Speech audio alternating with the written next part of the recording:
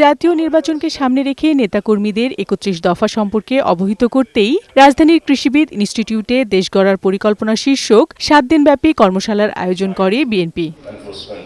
সোমবার দ্বিতীয় দিনে কর্মসূচির উদ্বোধন করে বিএনপির স্থায়ী কমিটির সদস্য সালাউদ্দিন আহমদ কিভাবে জনগণের কাছে ভোট চাইতে হবে তার দিক নির্দেশনা দেন। এ সময় জামায়াতে ইসলামীর সমালোচনা করে তিনি বলেন, জ্ঞান ও প্রযুক্তিভিত্তিক দেশ গড়ার জ্ঞান দিলেও জামায়াতে ইসলামী নিজেই তা চর্চা করছে না।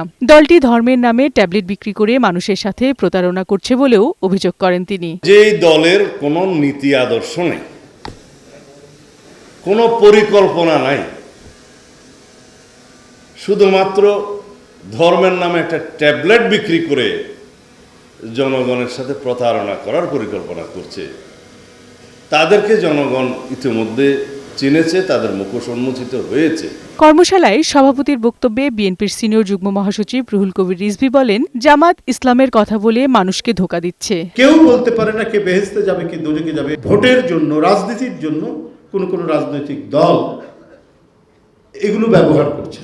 জামাতে ইসলাম আজকে ধর্মের নামে যে ব্যবসাটা করছে, মানুষকে বিভ্রান্ত করছে, তার একটা উপযুক্ত জবাব আপনারা ওই জান্নাতের টিকিটটাকেই আপনারা ঠিক মতো তার প্রতি উত্তর দিতে পারবেন। এদিকে রমনা থানা বিএনপির আয়োজনে সিদ্ধেশ্বরী বালক উচ্চ বিদ্যালয়ে ফ্রি ভেটেনারি মেডিকেল ক্যাম্পের উদ্বোধন করে দলের স্থায়ী কমিটির সদস্য মির্জা আব্বাস বলেন, বেগম জিয়ার অসুস্থতার কারণে এবারের নির্বাচনী প্রচারণায় বিএনপির মানসিক প্রশান্তি নেই।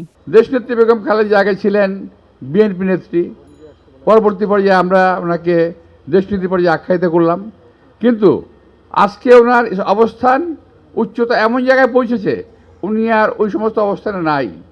উনি এখন বাংলাদেশের অভিভাবক হিসেবে আবির্ভূত হয়েছেন। প্রাণীদের প্রতি অমানবিক না হয়ে সহনশীলতা দেখানোর আহ্বান জানান বিএনপির এই নেতা।